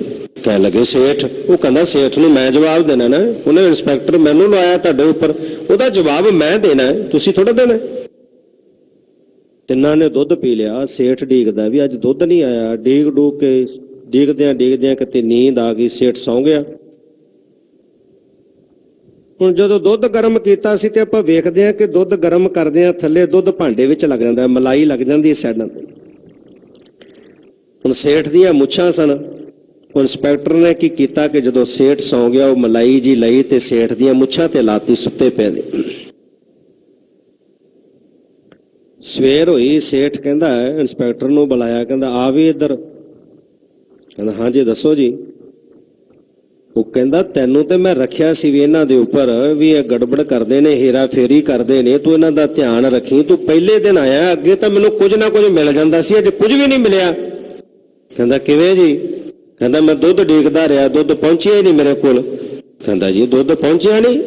ਦੁੱਧ ਮੈਂ ਆਪ ਪਿਆ ਕੇ ਗਿਆ। ਉਹ ਕਹਿੰਦਾ ਉਹ ਝੂਠ ਵੀ ਬੋਲਦਾ, ਪਲਾਇਆ ਵੀ ਨਹੀਂ, ਤੂੰ ਝੂਠ ਵੀ ਬੋਲਦਾ, ਪਿਲਾ ਕੇ ਗਿਆ। ਕਹਿੰਦਾ ਜੀ ਸੇਠ ਜੀ ਕਿਲੋ ਦੁੱਧ ਗਰਮ ਕਰਕੇ ਮੈਂ ਤੈਨੂੰ ਪਿਲਾਇਆ ਹੈ। ਕਹਿਣ ਲੱਗਾ ਦੁੱਧ ਮੇਰੇ ਕੋਲ ਆਇਆ ਹੀ ਨਹੀਂ, ਮੈਂ ਪੀਤਾ ਕਿੱਥੋਂ ਹੈ? ਕਹਿੰਦਾ ਤੁਸੀਂ ਪੀਤਾ ਨਹੀਂ? ਕਹਿੰਦਾ ਨਹੀਂ ਪੀਤਾ। ਸ਼ੀਸ਼ਾ ਅੱਗੇ ਕਰਕੇ ਕਹਿੰਦਾ ਮਲਾਈ ਤਾਂ ਅਜੇ ਮੁੱਛਾਂ ਨੂੰ ਲੱਗੀ ਪਈ ਹੈ, ਤੁਸੀਂ ਕਹਿੰਦੇ ਦੁੱਧ ਪੀਤਾ ਨਹੀਂ। ਉਹ ਗੱਲ ਅੱਜ ਦੀ ਬਣੀ ਹੋਈ ਹੈ। ਸਾਰਾ ਕੁਝ ਹੜੱਪ ਜਾਣ ਦੇ ਬਾਵਜੂਦ ਵੀ ਫਿਰ ਕਹਿਣਗੇ ਨਹੀਂ ਅਸੀਂ ਬੜੀ ਇਮਾਨਦਾਰੀ ਨਾਲ ਕੰਮ ਕਰ ਰਹੇ ਹਾਂ। ਸਿੰਚਹ ਦਰਬ ਦੇਹ ਦੁੱਖ ਲੋਗ। ਲੋਕਾਂ ਨੂੰ ਤੂੰ ਦੁੱਖ ਦੇਣਾ, ਦੁੱਖ ਦੇ ਕੇ ਧਨ ਇਕੱਤਰ ਕਰਦਾ ਹੈ। ਮਾਇਆ ਕਾਰਨ ਧਾਵ ਹੀ ਮੂਰਖ ਲੋਗ ਅਜਾਨ। ਜਿਹੜੇ ਮੂਰਖ ਨੇ ਉਹ ਲੋਕ ਜਿਹੜੇ ਮਾਇਆ ਦੇ ਪਿੱਛੇ ਦੌੜਦੇ ਨੇ, ਕਿਉਂਕਿ ਪਰਛਾਈ ਕਦੀ ਕਿਸੇ ਦੇ ਹੱਥ ਆਈ ਹੈ? ਜੇ ਕੋਈ ਕਹੇ ਕਿ ਮੈਂ ਪਰਛਾਵੇਂ ਨੂੰ ਪਕੜ ਲਵਾਂ ਤੇ ਸਿਆਣਾ ਮਨੁੱਖ ਕਹੇਗਾ ਬੜਾ ਮੂਰਖ ਹੈ, ਕਿਉਂਕਿ ਪਰਛਾਵਾਂ ਨਹੀਂ ਕਦੀ ਹੱਥ ਵਿੱਚ ਆਇਆ। ਇਹ ਜਿਹੜੀ ਮਾਇਆ ਬੜੀਆਂ ਚੋਟਾਂ ਮਾਰਦੀ ਹੈ ਮਨੁੱਖ ਨੂੰ। ਕਬੀਰ ਮਾਇਆ ਚੋਰਟੀ ਮੁਸ ਮੁਸ ਲਾਵੇ ਹਾਟ। ਬੜੀਆਂ ਚੋਟਾਂ ਮਾਰਦੀ ਹੈ ਮਾਇਆ ਜਿਹੜੀ ਹੈ। ਮਾਇਆ ਮਨੋ ਨਾ ਵਿਸਰੈ ਮੰਗਾ ਦਮਾ ਦਮ। ਮਾਇਆ ਵਿਸਰਦੀ ਨਹੀਂ ਕਦੀ, ਪ੍ਰਭੂ ਦਾ ਨਾਮ ਜ਼ਰੂਰ ਵਿਸਰ ਜਾਂਦਾ, ਉਹ ਸਿਮਰਤੀ ਵਿੱਚ ਨਹੀਂ ਰਹਿੰਦਾ, ਪਰ ਮਾਇਆ ਕਦੇ ਨਹੀਂ ਵਿਸਰਦੀ। ਕਬੀਰ ਸਾਹਿਬ ਸੂਤ ਬੁਣਿਆ, ਸੂਤ ਬੁਣ ਕੇ ਬਾਜ਼ਾਰ ਵੇਚਣ ਵਾਸਤੇ ਗਏ। ਜਦੋਂ ਬਾਜ਼ਾਰ ਵੇਚਣ ਗਏ ਤੇ ਬਾਜ਼ਾਰ ਦੇ ਵਿੱਚ ਇੱਕ ਖਿਡੌਣਿਆਂ ਦੀ ਦੁਕਾਨ ਦੇ ਅੱਗੇ ਇੱਕ ਬਾਲਕ ਰੋ ਰਿਹਾ ਹੈ। ਬੜੀ ਉੱਚੀ ਉੱਚੀ ਆਵਾਜ਼ ਵਿੱਚ ਨਾਲੇ ਮਾਂ ਮਾਂ ਕਹਿ ਕੇ ਆਵਾਜ਼ਾਂ ਦੇ ਰਿਹਾ ਨਾਲੇ ਰੋਈ ਜਾ ਰਿਹਾ। ਕਬੀਰ ਸਾਹਿਬ ਨੇ ਉਹ ਘੁੜਾਣਿਆਂ ਦੀ ਦੁਕਾਨ ਦਾ ਜਿਹੜਾ ਮਾਲਕ ਸੀ ਉਹਨੂੰ ਪੁੱਛਿਆ, ਕਹਿਣ ਲੱਗੇ ਕਿ ਇਹ ਬਾਲਕ ਕਿਸ ਦਾ ਹੈ? ਇਹਦੀ ਮਾਤਾ ਕਿੱਥੇ ਹੈ? ਮਾਂ ਨੂੰ ਆਵਾਜ਼ਾਂ ਮਾਰਿਆ, ਰੋ ਰਿਹਾ। ਉਹ ਖਿਡੌਣਿਆਂ ਵਾਲਾ ਜਿਹੜਾ ਦੁਕਾਨਦਾਰ ਸੀ ਉਹ ਕਹਿਣ ਲੱਗਾ ਕਿ ਮੈਂ ਨਹੀਂ ਜਾਣਦਾ, ਇਹਦੀ ਮਾਂ ਆਈ ਸੀ, ਉਹ ਇੱਕ ਨੂੰ ਖਿਡੌਣਾ ਲੈ ਕੇ ਦੇ ਗਈ ਹੈ ਤੇ ਦੇ ਕੇ ਅੱਗੇ ਚਲੀ ਗਈ, ਪਤਾ ਨਹੀਂ ਕਿੱਥੇ ਗਈ ਹੈ ਤੇ ਮੈਂ ਇਹਦੇ ਘਰ ਦੇ ਬਾਬਤ ਵੀ ਨਹੀਂ ਜਾਣਦਾ। ਕਬੀਰ ਸਾਹਿਬ ਨੇ ਬਾਲਕ ਨੂੰ ਦਿਲਾਸਾ ਦਿੱਤਾ, ਪਿਆਰ ਨਾਲ ਪੁੱਛਿਆ, ਤੇਰੇ ਪਿਤਾ ਦਾ ਨਾਂ ਕੀ ਹੈ? ਉਹਨੂੰ ਕਹਿੰਦਾ ਪਿਤਾ ਦਾ ਨਾਂ ਨਹੀਂ ਪਤਾ। ਕਹਿਣ ਲੱਗੇ ਮਾਤਾ ਦਾ ਨਾਂ ਕੀ ਹੈ? ਮਾਂ ਦਾ। ਕਹਿਣ ਲੱਗਾ ਜੀ ਮਾਇਆ। ਮਾਂ ਦਾ ਨਾਂ ਮਾਇਆ। ਬੱਚਾ ਰੋਂਦਾ ਹੋਵੇ ਉਹ ਪਿਤਾ ਨੂੰ ਆਵਾਜ਼ ਨਹੀਂ ਮਾਰਦਾ, ਮਾਂ ਨੂੰ ਆਵਾਜ਼ ਮਾਰਦਾ ਹੈ। ਕਈ ਵਾਰੀ ਵੇਖੀਏ ਕਿ ਚੱਲਦੇ ਹੋਈਏ ਕਿਤੇ ਐਸਾ ਹਾਦਸਾ ਵਾਪਰ ਜਾਵੇ ਤੇ ਉਦੋਂ ਵੀ ਇੱਕਦਮ ਮੂੰਹ ਚੋਂ ਮਾਂ ਦੀ ਆਵਾਜ਼ ਨਿਕਲਦੀ ਹੈ। ਇਸੇ ਤਰ੍ਹਾਂ ਮਾਇਆ ਨੇ ਜੀਵ ਰੂਪੀ ਮਨ ਜਿਹੜਾ ਹੈ ਬੱਚਾ ਹੈ, ਬੱਚੇ ਦੀ ਨਿਆਈ ਹੈ। ਇਸ ਬੱਚੇ ਨੂੰ ਸੰਸਾਰ ਰੂਪ, ਜਿਹੜੀ ਸੰਸਾਰ ਕੀ ਹੈ? ਖਿਡੌਣਿਆਂ ਦੀ ਦੁਕਾਨ ਹੈ। ਸੰਸਾਰ ਰੂਪੀ ਇਸ ਖਿਡੌਣਿਆਂ ਦੀ ਦੁਕਾਨ ਤੋਂ ਇੱਕ ਖਿਡੌਣਾ ਲੈ ਕੇ ਦਿੱਤਾ। ਉਸ ਖਿਡੌਣੇ ਦਾ ਨਾਂ ਕੀ ਹੈ? ਮੋਹ। ਮੋਹ ਰੂਪੀ ਖਿਡੌਣਾ ਲੈ ਕੇ ਦਿੱਤਾ ਤੇ ਆਪ ਅੱਗੇ ਚਲੇ ਗਈ ਤੇ ਹੁਣ ਮੋਹ ਰੂਪੀ ਖਿਡੌਣੇ ਨੂੰ ਲੈ ਕੇ ਜਿਹੜਾ ਹੈ ਤ੍ਰਿਸ਼ਨਾਵਾਂ, ਇਸ਼ਾਵਾਂ, ਮਨਸਾਵਾਂ ਦੇ ਵਿੱਚ ਪਿਆ ਹੋਇਆ ਬੰਦਾ ਜਿਹੜਾ ਉਹ ਫਸਿਆ ਹੋਇਆ ਹੈ ਤੇ ਮਾਇਆ ਮਾਇਆ ਨੂੰ ਪੁਕਾਰ ਰਿਹਾ, ਮਾਇਆ ਮਾਇਆ ਨੂੰ ਆਵਾਜ਼ਾਂ ਮਾਰ ਰਿਹਾ। ਪਿਤਾ ਨੂੰ ਯਾਦ ਨਹੀਂ ਕਰਦਾ, ਪਿਤਾ ਪਰਮੇਸ਼ਰ ਨੂੰ ਨਹੀਂ ਸਿਮਰਦਾ, ਉਹਨੂੰ ਯਾਦ ਨਹੀਂ ਕਰਦਾ, ਮਾਂ ਨੂੰ ਆਵਾਜ਼ਾਂ ਮਾਰੀ ਜਾ ਰਿਹਾ। ਮਾਇਆ ਜਿਹੜੀ ਹੈ ਮਨੁੱਖ ਦੇ ਨੱਕ ਤੇ ਕੰਨਾਂ ਤੇ ਅਸਰ ਕਰਦੀ ਹੈ। ਤਾਂ ਹੀ ਤਾਂ ਪਾਵਨ ਬਚਨ ਨੇ ਨਾ, ਨਾਕੋ ਕਾਟੀ ਕਾਨੋ ਕਾਟੀ ਕਾਟ ਕੂਟ ਕਾ ਡਾਰੀ। ਭਗਤ ਜਿਹੜੇ ਨੇ ਵਾਹਿਗੁਰੂ ਪਰਮੇਸ਼ਰ ਦੇ ਪਿਆਰੇ, ਉਹ ਨੱਕ ਤੇ ਕੰਨ ਕੱਟ ਦਿੰਦੇ ਨੇ। ਹੁਣ ਸੰਸਾਰ ਦੇ ਅੰਦਰ ਨੱਕ ਦਾ ਬੜਾ ਮਹੱਤਵ ਹੈ। ਮਨੁੱਖ ਕਹਿੰਦਾ ਮੇਰੀ ਨੱਕ ਰਹਿਣੀ ਚਾਹੀਦੀ ਹੈ। ਨੱਕ ਰੱਖਣ ਵਾਸਤੇ ਭਾਵੇਂ ਹੁਣ ਬੰਦਾ ਗਰੀਬ ਹੋਵੇ, ਫਿਰ ਕੀ ਕਰਦਾ? ਉਹ ਕਰਜ਼ ਚੁੱਕਦਾ ਹੈ। ਚੰਗਾ ਘਰ ਬਣਾ ਕੇ ਰਹਾ, ਲੋਕ ਕਹਿਣ ਵੀ ਬੜਾ ਧਨਾੜ ਬੰਦਾ ਹੈ। ਬੱਚੇ ਦਾ ਕੋਈ ਕਾਰਜ ਕਰਨਾ ਹੈ, ਬੜਾ ਕਰਜ਼ ਚੁੱਕ ਕੇ ਕਰਦਾ, ਵੀ ਲੋਕ ਕਹਿਣ ਦੁਨੀਆ ਵਿੱਚ ਮੇਰੀ ਨੱਕ ਰਹਿ ਜੇ, ਨੱਕ ਰੱਖਣ ਵਾਸਤੇ। ਫਿਰ ਜਿਹੜਾ ਕਰਦਾ ਹੈ ਉਹਦੇ ਕੰਨਾਂ ਰਾਹੀਂ ਸ਼ੋਭਾ ਵੀ ਸੁਣਨੀ ਚਾਹੁੰਦਾ ਹੈ ਕਿ ਲੋਕ ਮੇਰੀ ਸਿਫਤ ਕਰਨ, ਸੋਭਾ ਕਰਨ, ਵੀ ਫਲਾਣੇ ਨੇ ਬੱਲੇ ਬੱਲੇ ਬੜਾ ਵੱਡਾ ਵਿਆਹ ਕੀਤਾ ਜੀ, ਉੱਥੇ ਆਹ ਕੁਝ ਬਣਿਆ, ਇੰਨੇ ਪਦਾਰਥ ਬਣੇ। ਉਹ ਸ਼ੋਭਾ ਨੱਕ ਤੇ ਕੰਨ ਤੇ ਅਸਰ ਕਰਦੀ ਹੈ ਨਾ। ਇਸੇ ਕਰਕੇ ਭਗਤ ਜਨ ਨੱਕ ਤੇ ਕੰਨ ਕੱਟ ਕੇ ਸੁੱਟ ਦਿੰਦੇ ਨੇ। ਹੁਣ ਮਨੁੱਖ ਨੱਕ ਰੱਖਣ ਵਾਸਤੇ ਬੜਾ ਯਤਨ ਕਰਦਾ ਹੈ ਕਿ ਦੁਨੀਆ ਵਿੱਚ ਮੇਰੀ ਨੱਕ ਰਹਿ ਜਾਵੇ। ਨੱਕ ਦਾ ਬੜਾ ਗਹਿਰਾ ਡੂੰਘਾ ਸੰਬੰਧ ਹੈ। ਇੱਕ ਅਫਲਾਤੂ ਹੋਇਆ, ਬੜਾ ਦਾਰਸ਼ਨਿਕ ਸੀ। ਉਹਨਾਂ ਨੇ ਆਪਣੇ ਵਰਗੀਆਂ ਬੜੀਆਂ ਮੂਰਤੀਆਂ ਬਣਾ ਲਈਆਂ। ਉਹ ਆਂਦਾ ਇਸ ਸੰਸਾਰ ਚੋਂ ਜਾਣਾ ਹੀ ਨਹੀਂ, ਮੌਤ ਮੈਨੂੰ ਕਿਵੇਂ ਕਾਬੂ ਕਰ ਸਕਦੀ ਹੈ। ਬੜੀਆਂ ਆਪਣੇ ਵਰਗੀਆਂ ਮੂਰਤੀਆਂ ਬਣਾ ਲਈਆਂ, ਬਣਾ ਕੇ ਉਹਨਾਂ ਵਿੱਚ ਛੁਪ ਕੇ ਬਹਿ ਗਿਆ। ਤੇ ਜਦੋਂ ਜਮ ਆਏ ਲੈਣ ਵਾਸਤੇ, ਉਹਨਾਂ ਨੇ ਵੇਖਿਆ ਕਿ ਇੱਥੇ ਤਾਂ ਇੰਨੇ ਅਫਲਾਤੂ ਤੁਰੇ ਫਿਰਦੇ ਨੇ, ਕਿਉਂਕਿ ਧਨਵਾਨ ਜਿਹੜਾ ਅਮੀਰ ਬੰਦਾ ਉਹ ਆਪਣੇ ਆਪ ਨੂੰ ਅਫਲਾਤੂ ਹੀ ਸਮਝਦਾ। ਕਹਿੰਦਾ ਮੇਰੇ ਵਰਗਾ ਕੌਣ ਹੈ? ਦੁਨੀਆ ਦੇ ਜਿਹੜੇ ਅਮੀਰ ਬੰਦੇ ਨੇ ਉਹ ਵੀ ਧਰਤੀ ਤੇ ਅਫਲਾਤੂ ਬਣ ਕੇ ਤੁਰੇ ਫਿਰਦੇ ਨੇ। ਕਹਿਣ ਲੱਗਾ ਕਿ ਜਦੋਂ ਵੇਖਿਆ ਉਹਨੇ ਆ ਕੇ ਕਿ ਇੱਥੇ ਤੇ ਅਨੇਕਾਂ ਅਫਲਾਤੂ ਨੇ, ਅਸੀਂ ਅਫਲਾਤੂ ਨੂੰ ਲੈਣ ਆਏ ਆ, ਵਾਪਸ ਚਲੇ ਗਏ। ਧਰਮਰਾਜ ਨੂੰ ਜਾ ਕੇ ਕਹਿੰਦੇ ਕਿਹੜੇ ਫਲਾਤੂ ਨੂੰ ਲੈ ਕੇ ਆਈਏ, ਉੱਥੇ ਤੇ ਅਨੇਕਾਂ ਹੀ ਫਲਾਤੂ ਨੇ। ਅੱਛਾ, ਖੁਦਾ ਦੇ ਪੇਸ਼ ਹੋਇਆ, ਯਾ ਅੱਲਾ, ਯਾ ਖੁਦਾ, ਤੁਸੀਂ ਫਲਾਤੂ ਨੂੰ ਪੈਦਾ ਕੀਤਾ, ਉੱਥੇ ਤਾਂ ਅਨੇਕਾਂ ਹੀ ਨੇ, ਕਿਹੜੇ ਨੂੰ ਲੈ ਕੇ ਆਈਏ। ਪਰਮੇਸ਼ਰ ਕਹਿਣ ਲੱਗਾ ਕਿ ਜਦੋਂ ਮੈਂ ਸੰਸਾਰ ਤੇ ਭੇਜਿਆ ਸੀ ਤੇ ਉਹਨੂੰ ਮੈਂ ਕਿਹਾ ਸੀ ਕਿ ਤੇਰੇ ਵਰਗਾ ਮੈਂ ਕੋਈ ਨਹੀਂ ਬਣਾਇਆ, ਕੋਈ ਨਾ ਕਿਸੇ ਹੀ ਜਿਹਾ ਉਹ ਪਾਇਆ। ਸੰਸਾਰ ਦੇ ਵਿੱਚ ਜਿੰਨੇ ਵੀ ਰਚਨਾ ਹੈ ਉਹ ਸਾਰਿਆਂ ਦੇ ਆਪੋ ਆਪਣੇ ਚਿਹਰੇ ਨੇ, ਉਹ ਮੂਰਤਾਂ ਅਲੱਗ-ਅਲੱਗ ਵੱਖ-ਵੱਖ ਘੜੀਆਂ ਨੇ ਉਸ ਪਰਮੇਸ਼ਰ ਨੇ। ਤੇ ਕਹਿਣ ਲੱਗੇ ਉਹ ਹੰਕਾਰ ਕਰਕੇ ਮਾਣ ਕਰਕੇ ਬੈਠ ਗਏ। ਕਹਿੰਦੇ ਚੰਗਾ ਜਾਓ, ਉਹਦੀਆਂ ਬਣਾਈਆਂ ਹੋਈਆਂ ਮੂਰਤੀਆਂ ਨੂੰ ਵੇਖ ਕੇ ਸ਼ੋਭਾ ਕਰਨੀ ਸ਼ੁਰੂ ਕਰ ਦਿਓ, ਬੜੀਆਂ ਸੋਹਣੀਆਂ, ਆ ਬੜੀ ਸੋਹਣੀ, ਆ ਵੀ ਬੜੀ ਸੋਹਣੀ। ਇੱਕ ਕੋਲ ਜਾ ਕੇ ਕਹਿ ਦਿਓ ਕਿ ਇਹਦਾ ਨੱਕ ਵਿੰਗਾ ਹੈ। ਨੱਕ ਦਾ ਬੜਾ ਗਹਿਰਾ ਡੂੰਘਾ ਸੰਬੰਧ ਹੈ ਮਨੁੱਖ ਨਾਲ, ਨੱਕ ਮਰਵਾ ਦਿੰਦਾ ਬੰਦੇ ਨੂੰ। ਆਏ, ਸਾਰੀਆਂ ਮੂਰਤੀਆਂ ਦੀ ਸ਼ੋਭਾ ਕੀਤੀ। ਸ਼ੋਭਾ ਕਰਦਿਆਂ ਕਰਦਿਆਂ ਇੱਕ ਮੂਰਤੀ ਕੋਲ ਗਏ, ਕਹਿੰਦੇ ਆਹ ਮੂਰਤੀ ਦਾ ਨੱਕ ਥੋੜਾ ਵਿੰਗਾ ਹੈ। ਕਹਿਣ ਲੱਗੇ ਜਦੋਂ ਤੁਸੀਂ ਇਹ ਗੱਲ ਕਹੋਗੇ ਨਾ, ਅਸਲੀ ਅਫਲਾਤੂ ਆਪ ਹੀ ਲੱਭ ਜਾਣਾ।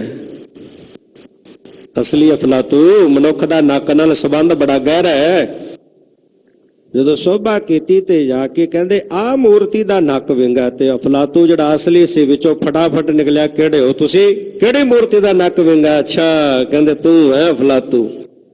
ਪਕੜ ਲਿਆ ਫਿਰ ਜਮਾ ਨੇ। ਸੋ ਹਰ ਮਨੁੱਖ ਅੱਜ ਮਾਇਆ ਧਾਰੀ ਹੋ ਕੇ ਫਲਾਤੂ ਬਣਿਆ ਫਿਰਦਾ ਹੈ।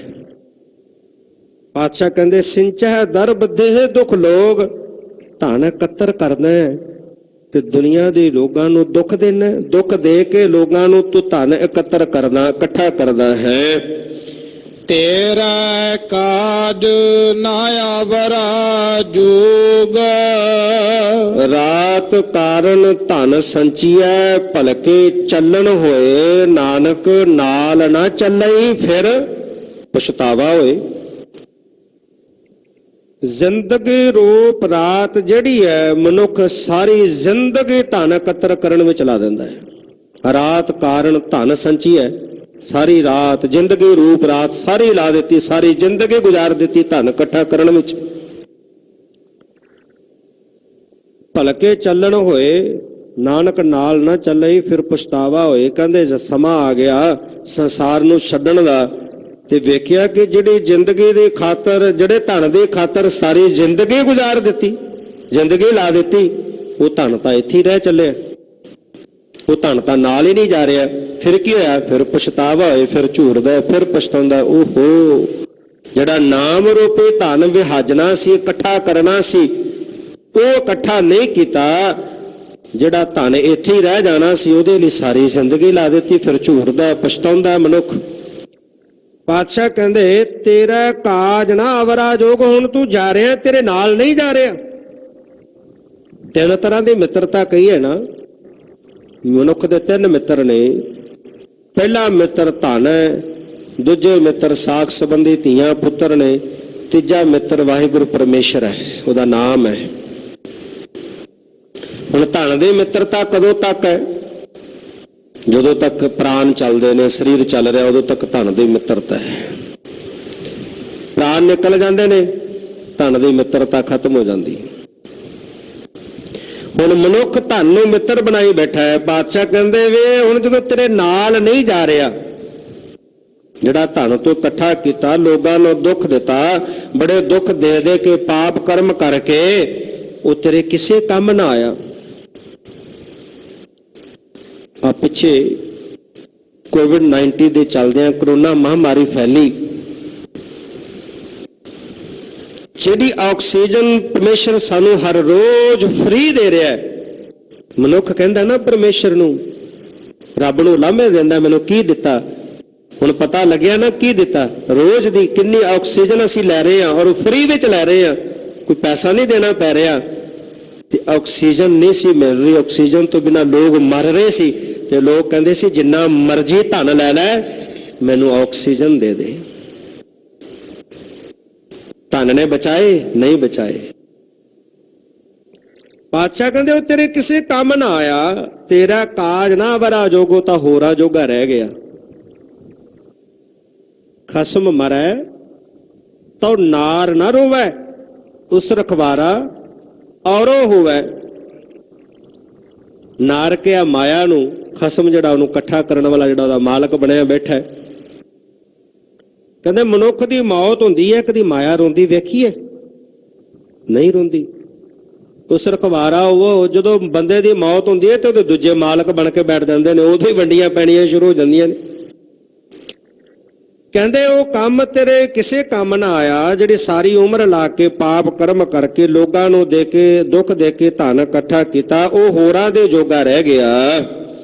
ਕਰ ਅਹੰਕਾਰ ਹੋਏ ਵਰਤ ਹੈ ਅੰਧਾ। ਤੇ ਜਦੋਂ ਮਨੁੱਖ ਕੋਲ ਧਨ ਆ ਜਾਂਦਾ ਨਾਲ ਹੀ ਹੰਕਾਰ ਵੀ ਆ ਜਾਂਦਾ, ਫਿਰ ਮਨੁੱਖ ਹੰਕਾਰੀ ਹੋ ਜਾਂਦਾ ਹੈ।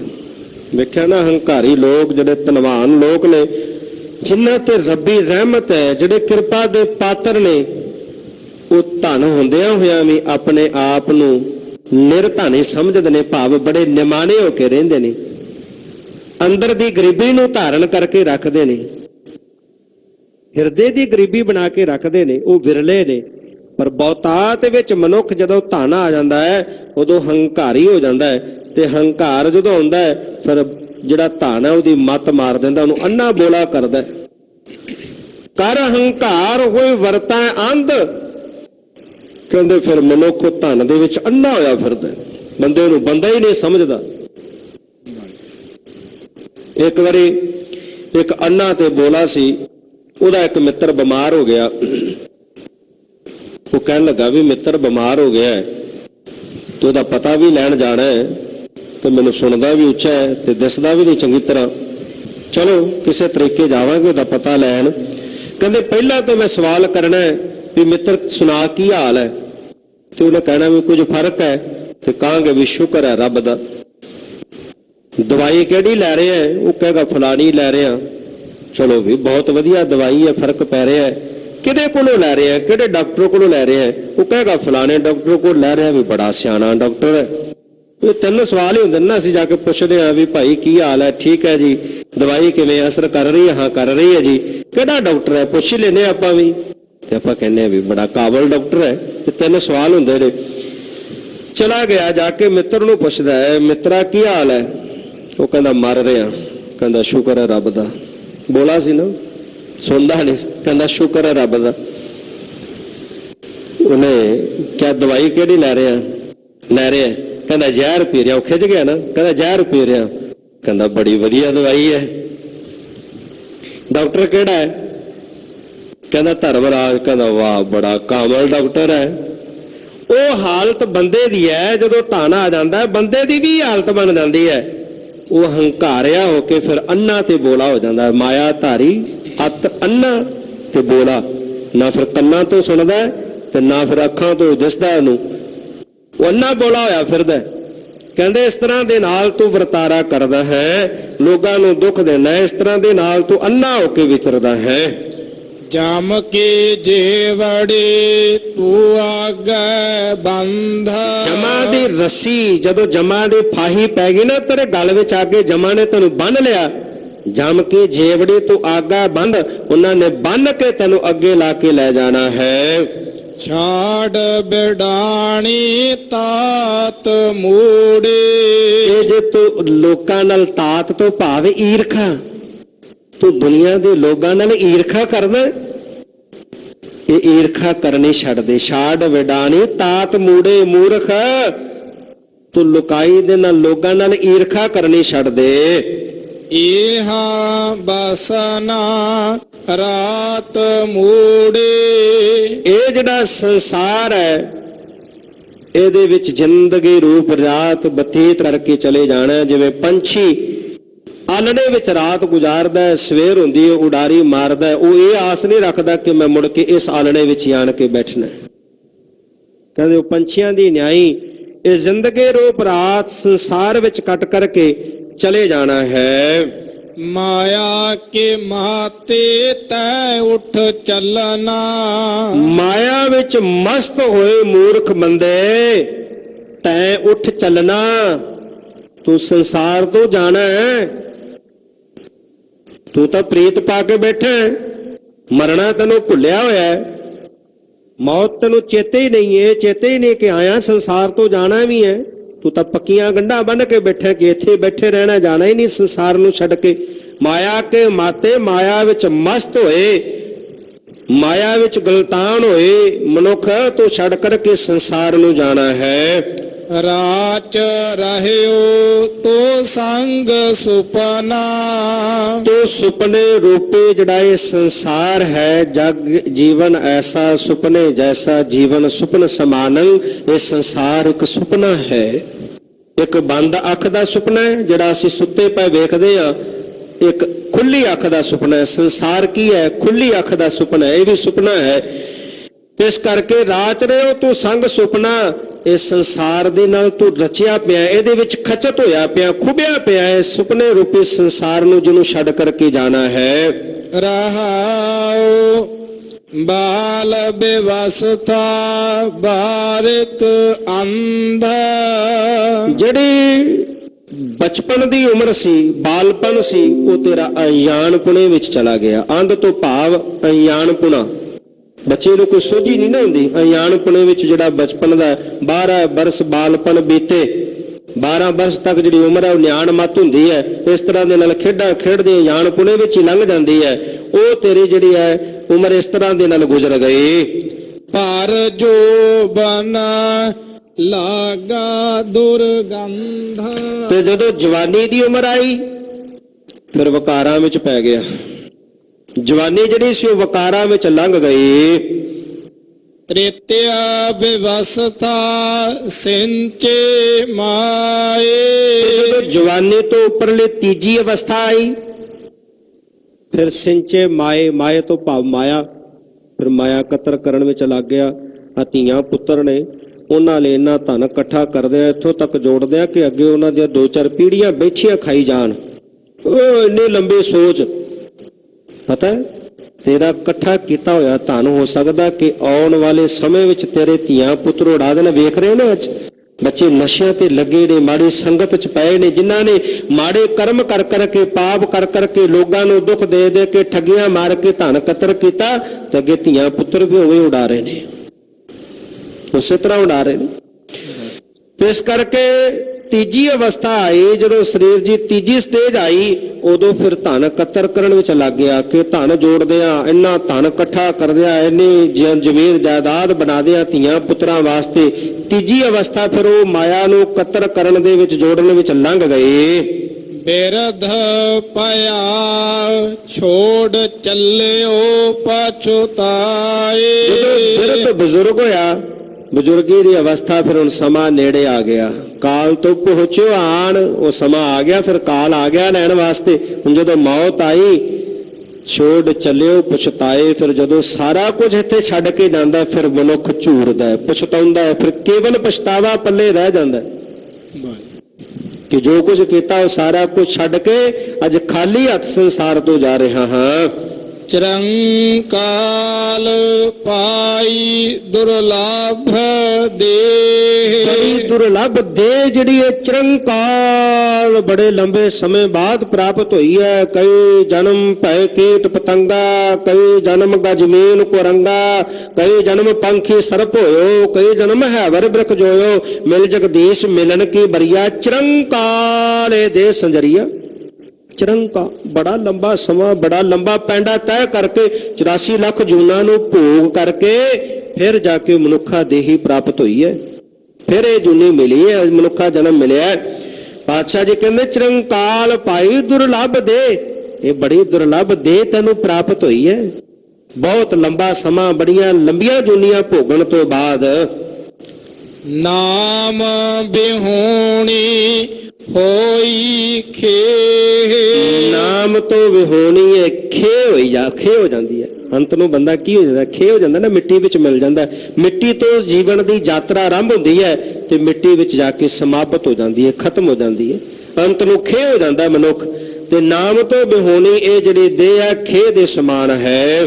ਪਸੂ ਪਰੇਤਾ ਮੁਗਤ ਤੇ ਜਿਹੜੀ ਬੁਰੇ ਬੜੀ ਦੁਰਲੱਭ ਦੇਹ ਪ੍ਰਾਪਤ ਹੋਈ, ਉਹ ਦੁਰਲੱਭ ਦੇਹ ਜਦੋਂ ਨਾਮ ਨਾ ਜਪਿਆ, ਕਿਉਂਕਿ ਨਾਮ ਜਪਣ ਵਾਸਤੇ ਪ੍ਰਾਪਤ ਹੋਈ ਸੀ, ਉਹ ਜਪਿਆ ਨਹੀਂ, ਤੇ ਕਹਿੰਦੇ ਉਹ ਜਿਹੜੀ ਦੇਹ ਆ ਪਸ਼ੂ ਪ੍ਰੇਤ ਮੁਗਧ ਤੇ ਬੁਰੇ, ਉਹ ਪਸ਼ੂ ਤੇ ਪ੍ਰੇਤਾਂ ਤੋਂ ਵੀ ਮਾੜੀ ਹੈ।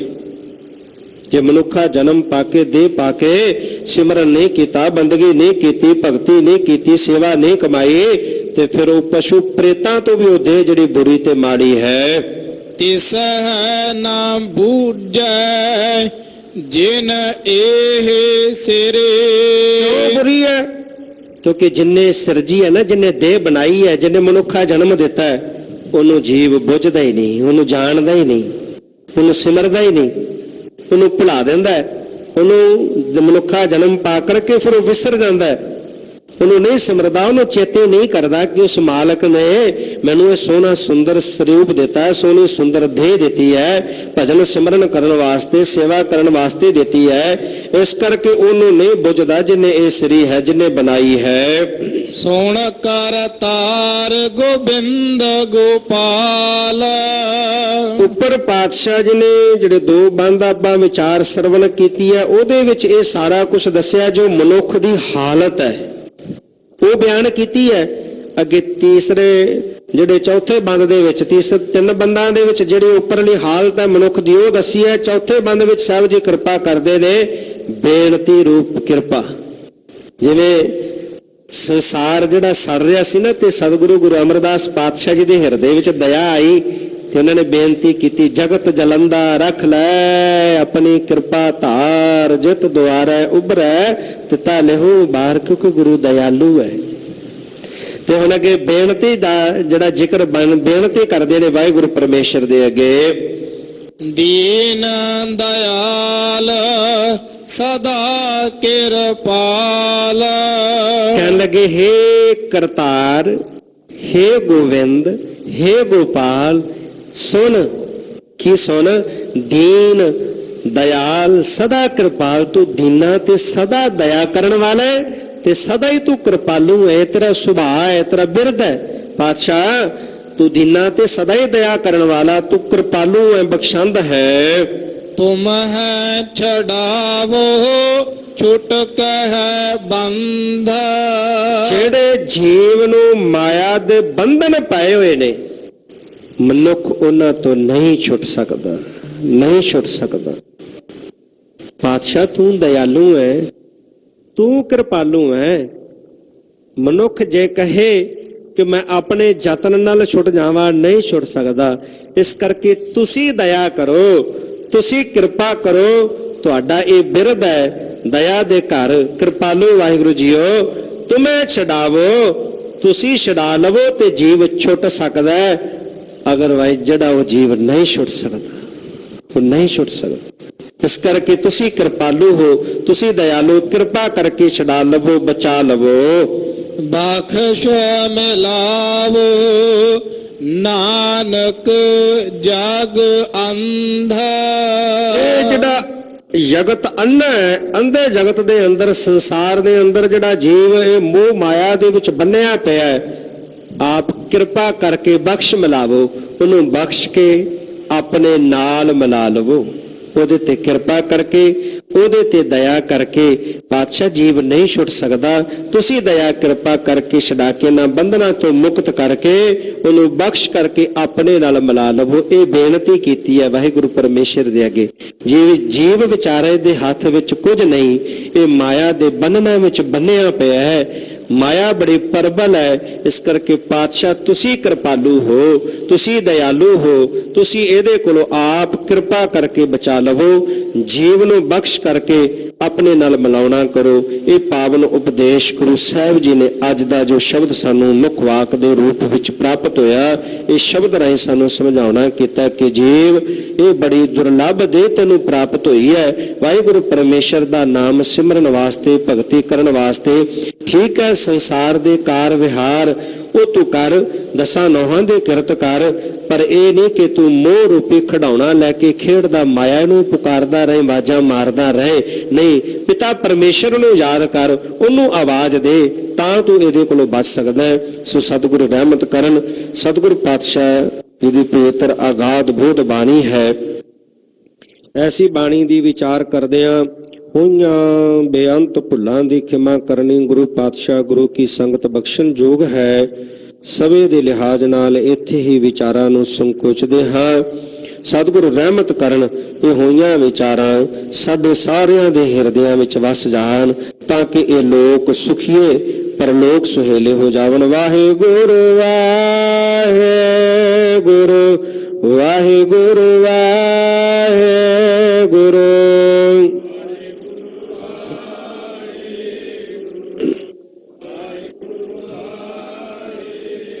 ਵਾਹਿਗੁਰੂ ਵਾਹਿਗੁਰੂ ਵਾਹਿਗੁਰੂ ਵਾਹਿਗੁਰੂ।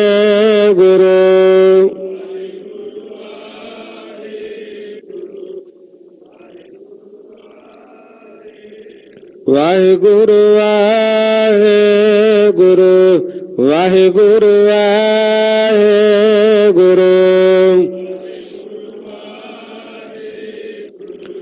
ਵਾਹਿਗੁਰੂ ਵਾਹਿਗੁਰੂ। ਵਾਹਿਗੁਰੂ ਜੀ ਕਾ ਖਾਲਸਾ, ਵਾਹਿਗੁਰੂ ਜੀ ਕੀ ਫਤਿਹ।